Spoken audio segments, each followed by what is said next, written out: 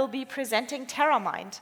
Johannes is a staff research scientist in the AI for Climate Impact team at IBM, where he's leading the research activities on multimodal AI foundation models for Earth observations, as well as developing AI foundation models for weather and climate assessments. Thank you.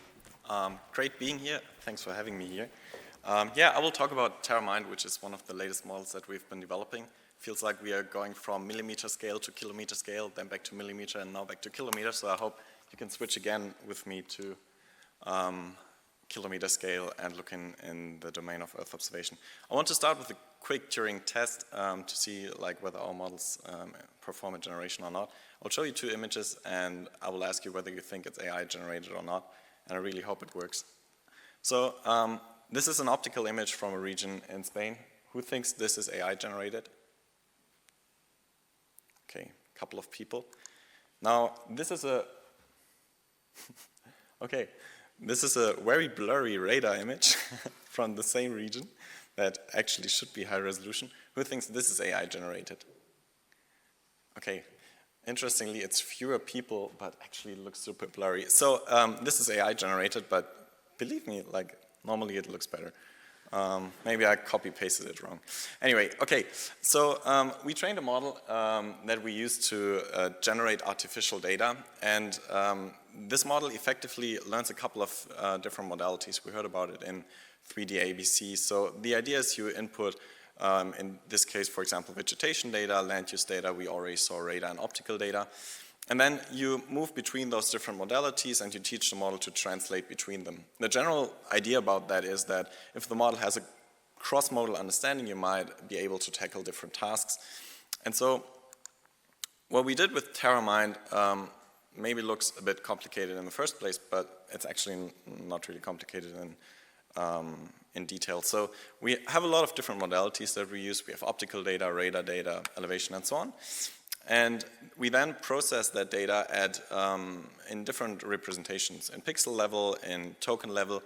And the general idea is that we want to have this dual scale features because then the model not only learns to translate between modalities, but it also learns how is pixel level information corresponding to token level information, which then effectively boils down to a classification task in pre-training as well.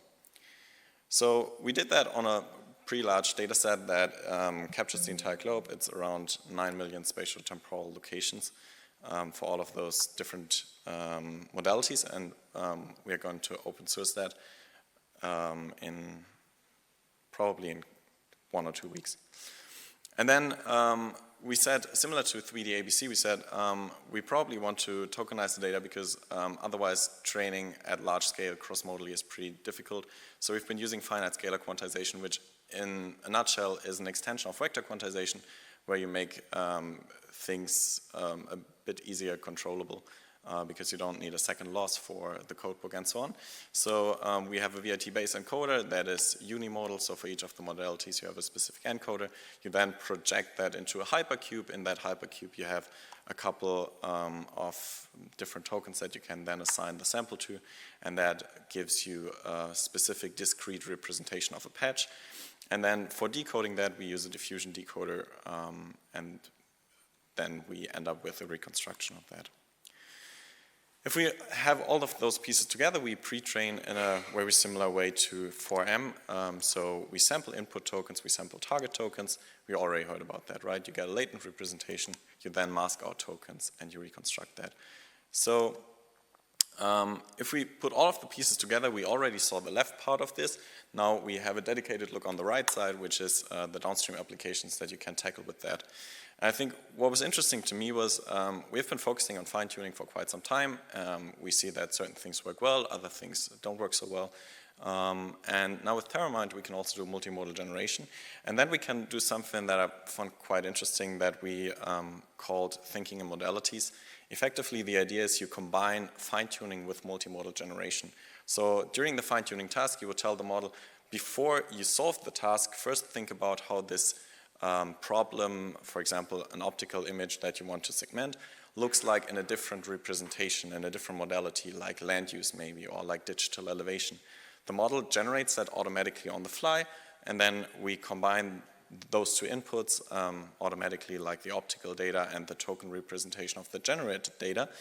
And in a couple of experiments that we did with that, we saw that this actually improves the final model performance in a couple of cases, which is cool because it means you can have a model that self-generates data that helps the model to improve itself.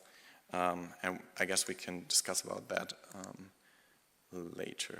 Cool. Talking about generation, this is how any-to-any generation works. Effectively, you insert a couple of input patches for one modality. You then prompt the model to produce the tokens for the other modality, and then you are still in token space, so you want to plug in your diffusion decoder that then gives you a visual representation of that. Thinking in modalities, I already spoiled a lot, so this is like a bit of a larger visual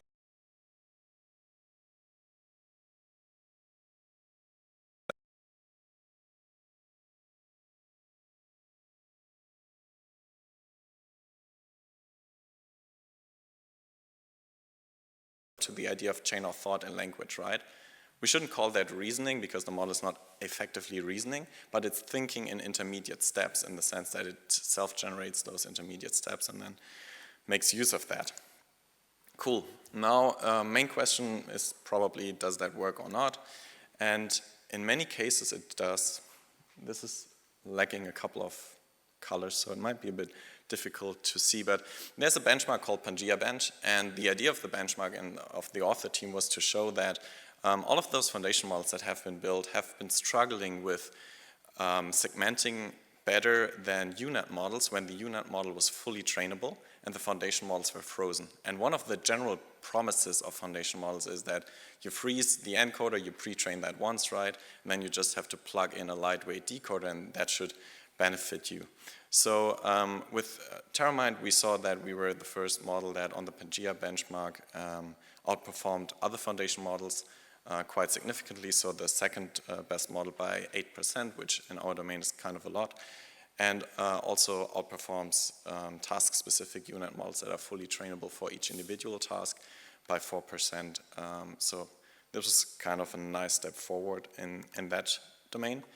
Then thinking in modalities, I already mentioned it, it gives us a couple of percent. Don't expect that it reinvents the wheel, but I mean you get like 3-4% or 2-3 percentage points for free by self-generating data and spending a bit of additional compute, which we see in those two examples for flat mapping and crop type segmentation. What I found very interesting was looking into few-shot experiments. We did that as a proxy to understand how well our embedding space works. And so effectively, in the beginning I said we have data in pixel representation, we have data in token representation, and even within a modality, the model should kind of learn how the pixel level representation and the token, like the discrete representation, correspond to each other, right? So that would be a bit like a classification task in one of the encode book classes from your tokenizer. And so we were hoping that this leads to a well-structured latent space, and actually, like in those two experiments on two data sets, one is called Eurosat and the other one is called MeterML, where it's about methane classification. We saw that we outperform other models that we and others have been building in the community quite significantly. So for Eurosat, it's like 10 percentage points improvement in 5-way one-shot few-shot classification. Again, they're missing a couple of colors, so I'm sorry for that. But additionally, we have been thinking about maybe we can use those models for neural compression. There, the idea is that you have a very, like, let's say you train a model for a long time, so you would hope that this model can compress the information quite significantly, and in Earth observation we have so much data, so if we would be able to compress that data, ship the compressed version to domain experts that are using the data, and they don't have to then decode it, but they can actually directly use it for their downstream applications by just fine-tuning a decoder on the compressed representation of the data, that might be a cool idea. And so we have been comparing TerraMind with a couple of neural compression models, which is like hyperprior models, factorized prior models, and baselines, and then other foundation models like Dino models, MAE models.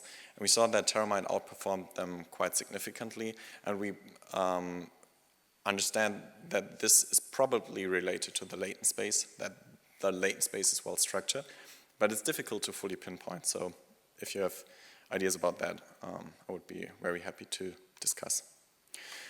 Okay, a couple of insights. We reach a good level of performance with the model on Pangea Bench. It's currently the state of the art. We can leverage different modalities for fine-tuning. Thinking in modalities, I think this is a really interesting concept because let me also point that out, that's not specific to our domain, right? Any model that is multimodal and can generate, in principle, can leverage this. So I think for the computer vision domain, that might be something interesting to explore further. And we saw that the embedding space is quite well structured, both for few-shot classification, and we also tested it for image retrieval. Finally, I'm not sure how many people are actually interested in Earth observation. I hope a couple. We open source those models under permissive licenses so that they are being used, that we see what people are interested in, get feedback. And actually, we also have a toolkit for that, which we call TerraTorch. It builds on Torch Lightning, and it's quite lightweight to use our models, and we spend a lot of time to improve this software stack as well. And then finally, there is a TerraMind challenge out there. It's a bit like an offline hackathon. So 4 times until the end of the year, there will be a bi-monthly award for groups of students or whoever who is interested to participate to find very imaginative ways to push TerraMind beyond just fine-tuning. We want to see where the model breaks, where it doesn't perform well, to understand what we can improve in the next version. So yeah, I guess that's it. Thanks a lot for your attention.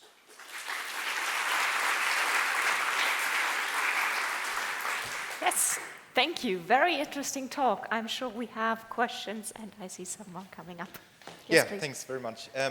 How would you go on with such an environment or a workflow if you want to take other information from Earth observation, infrastructure or something like that? Yeah, that's a super important question for us as well.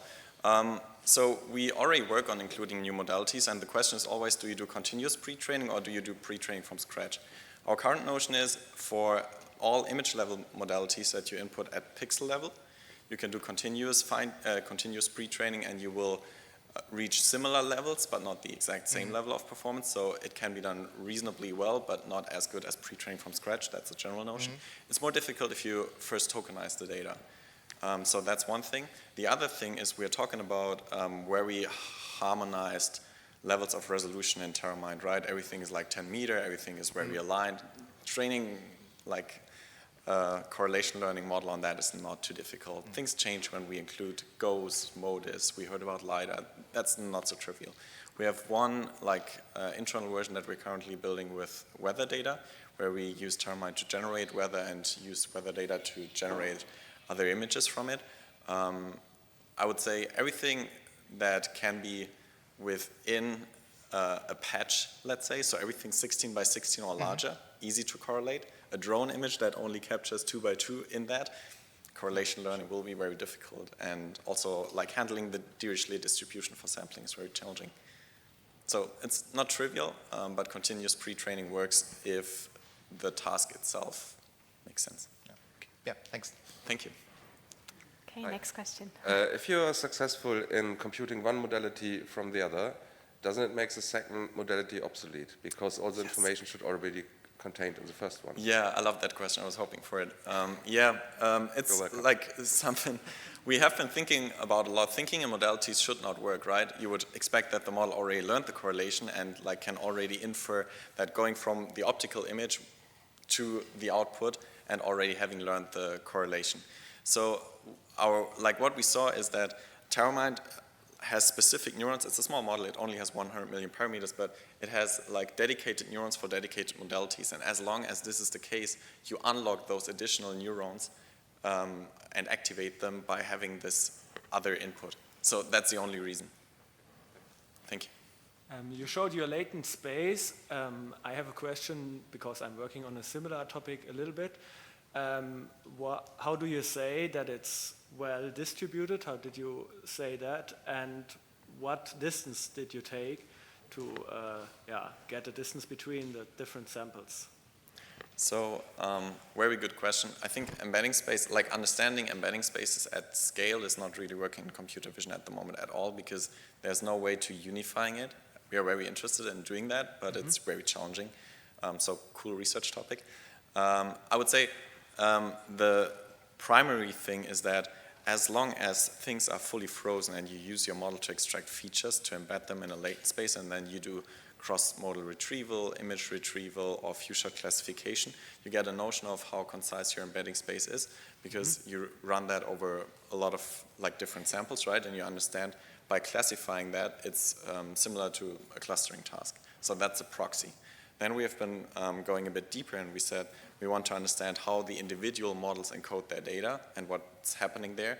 And we are pretty much at that step at the moment. So we see that TerraMind, like in the activation maps, like in the activation map, you see that TerraMind has one token that is particularly activated in the last layer, and we try to understand whether this leads to a classification-like performance, so that pixel level and token level are then like connected to each other. But we don't fully understand it yet.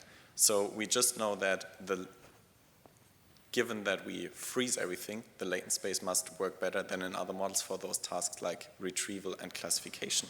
But then pinpointing and comparing to other models requires, at least in my understanding, having a unified embedding space where you project all models in the same embedding space and then compare them. And this is really challenging. Okay, and for the different samples, the distance, you took the Euclidean distance, or because I think you had displayed like a highway and a forest or something. Yeah, just for my interest, what distance is used there? To say they are further apart, or? For classification, you don't, like for future classification, it boils down to nearest neighbor problem. So you don't have to measure the distance. Okay. So effectively, we didn't do no it. distance. Okay. Good. Yeah. Okay. Thank you. I'm so sorry, Peter. I have to move on. But let's thank Johannes Thanks, again everyone. for the interesting talk.